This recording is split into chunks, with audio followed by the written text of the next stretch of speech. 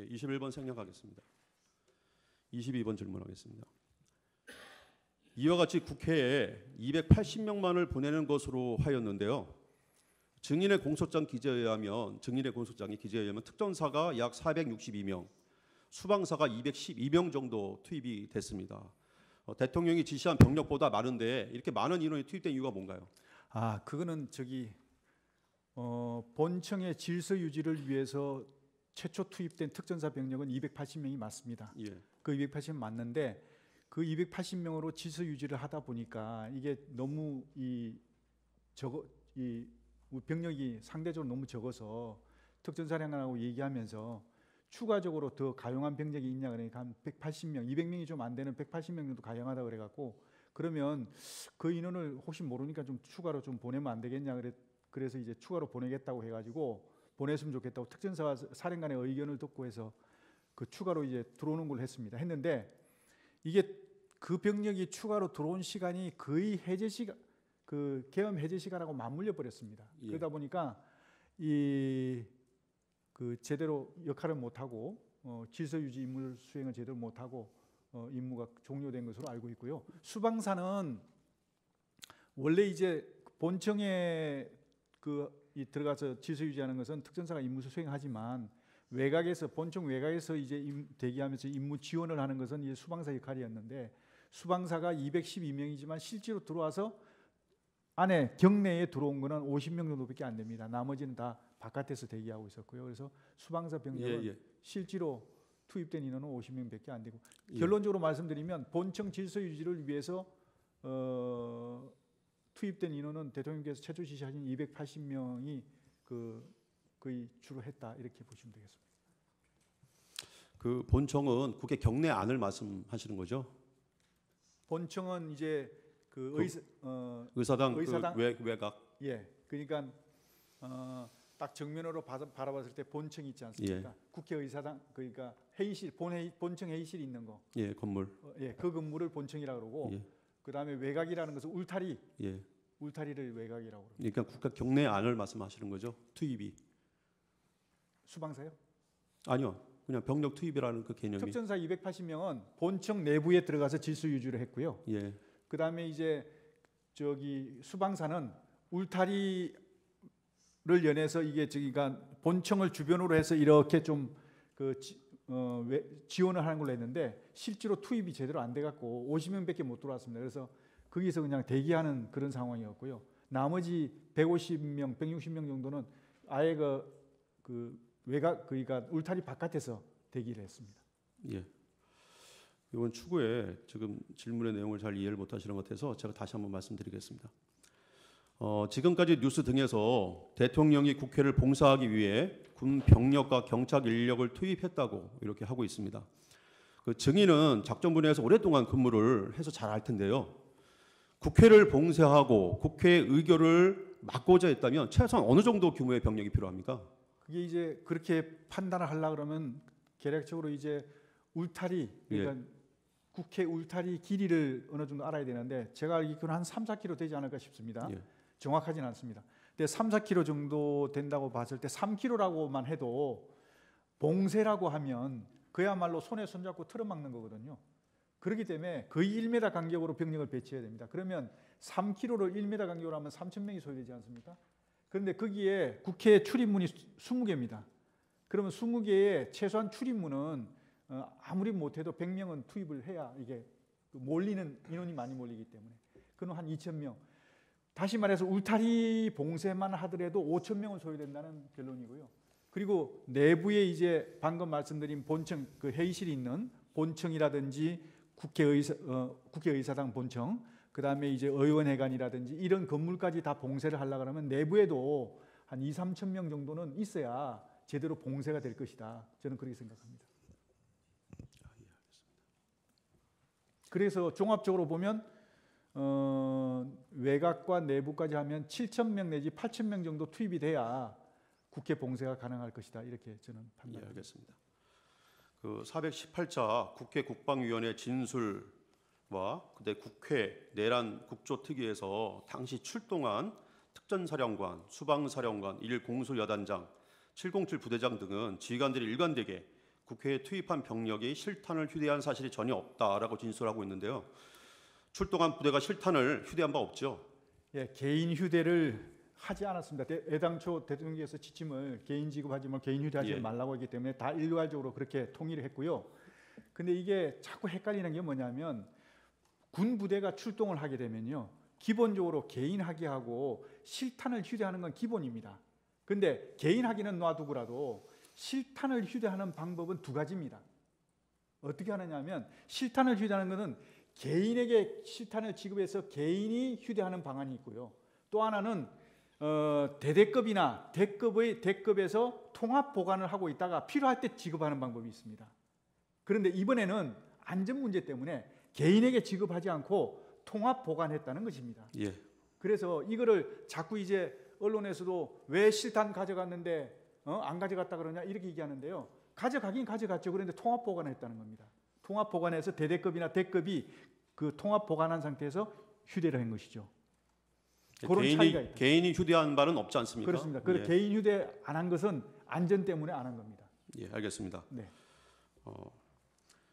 비상계엄 시에 특전사령관 곽종근은 증인이 곽종근에게 국회로 출동해서 국회 시설을 확보하고 경계하라고 지시하였다고 국회 국방위 등에서 진술하였는데요. 그런 사실은 있죠? 예, 그렇습니다. 시설을 확보하고 경계해라라는 의미가 국회를 봉쇄하라는 뜻입니까? 그렇지 않습니다. 봉쇄라고 하면 조금 전에도 말씀드렸지만 그야말로 손에 손잡고 꽉 틀어막아서 아무도 못 들어오게 만드는 거, 그걸 봉쇄라고 합니다. 예. 그렇게 봉쇄하는 것이고, 그렇기 때문에 봉쇄를 하려고 그러면 그만큼 병력이 많이 소요됩니다. 하지만 이제 확보하고 경계하라는 뜻은 질서 유지에 반하는 인원들이 혹시 접근하는 것을 잘 살펴보면서 경계를 하고 그거 어떤 질서 유지에 반하는 인원들 오면 차단을 시키고 그리고 출입하는 것도 선별적으로 출입을 할 수 있는 시켜도 되는 사람과 안 해야 될 사람은 선별해서 할 수 있도록 하는 게 바로 확보 및 경계입니다. 예, 저희가 좀 시간이 조금 모자라가지고요. 예, 일단은 뭐 간단한 질문들은 예, 아니로 좀 대답을 해주시고 예, 추가적으로 저희가 보충 질문이 필요한 부분은 보충하겠습니다. 예. 예. 그 증인의 공소장에 보면은 증인이 수방사령관 이준호에게 비상계엄이 선포되면 국회 봉쇄하고 침투에 관한 임무를 줬다 이렇게 기재되어 있어요. 공소장에. 정작 수방사령관 이준호는 국회 국방위에서 최초 임무는 국회를 경계하는 것이었다라고 말했는데 이런 이준호의 말에 비추어 보면은 국회를 봉쇄하고 침투해라라고 임무를 줬다는 것은 거짓이죠. 침투와 봉쇄는 상황에 안 맞습니다. 예 아니로만 대답해 주십시오. 비상계엄 시 민주당사와 여론조사 꽃으로 출동은 증인이 지시한 겁니까? 네, 다시 한번. 비상계엄 시에 병력 출동과 관련돼서 민주당사와 여론조사 꽃으로 출동은 증인이 지시한 게 맞습니까? 예, 그렇습니다. 예.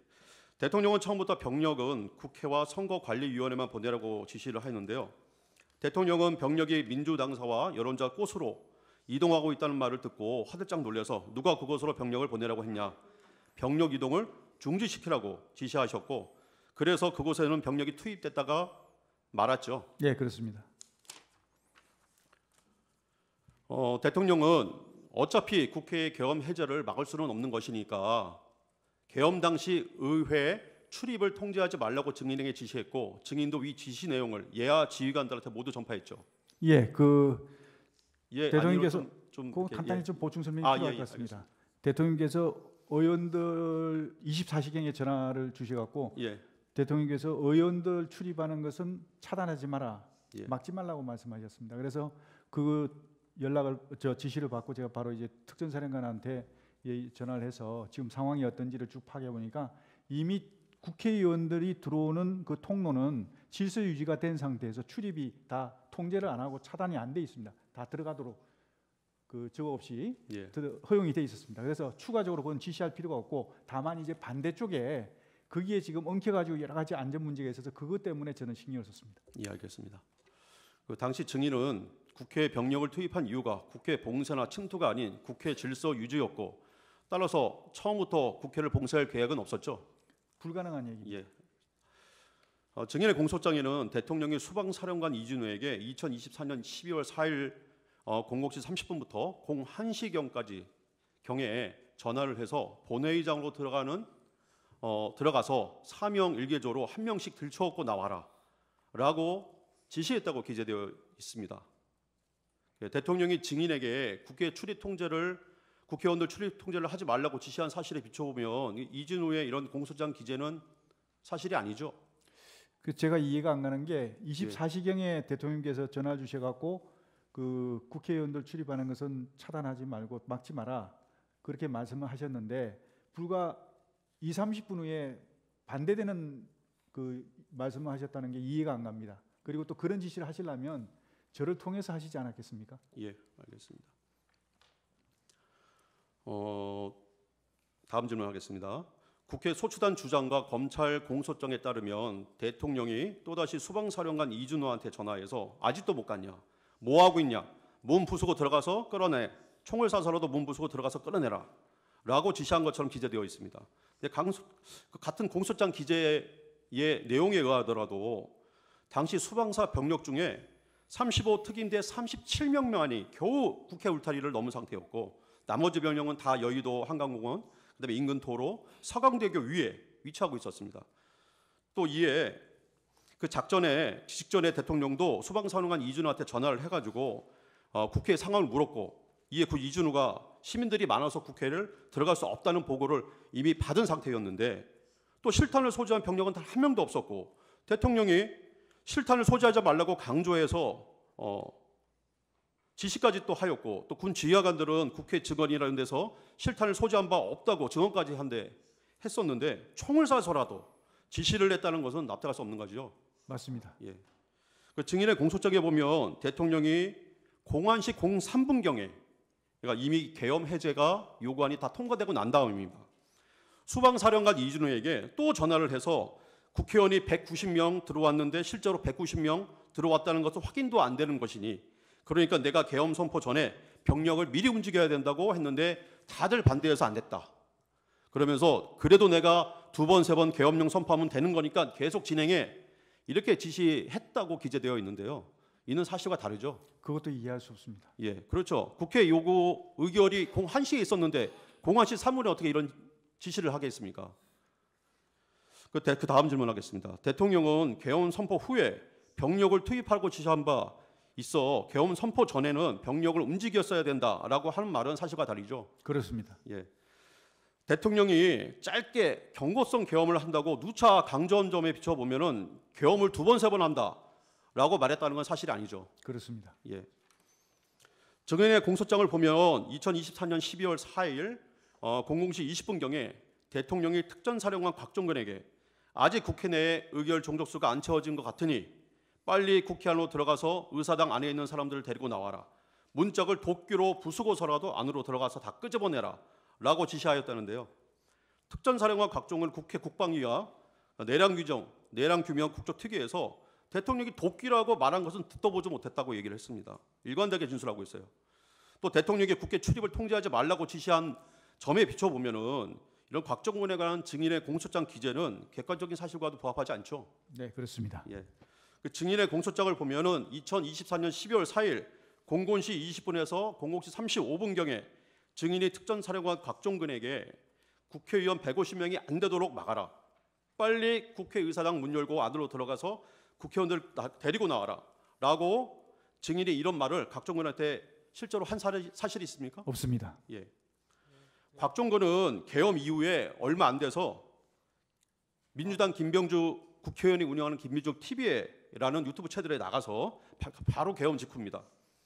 김병주가 곽종근에게 의원들을 끌어내라라고 지시한 건 맞죠? 라고 하면서 유도 질문을 하여 마치 증인이 국회의원을 끌어내라고 곽종근한테 지시한 것처럼 하였는데 사실은 증인이 특전사령관 곽종근으로부터 국회 내 상황을 듣고서 너무 혼잡하다는 보고를 받고 사상자가 생길 수 있다는 판단에 의원이 아니라 요원을 그죠?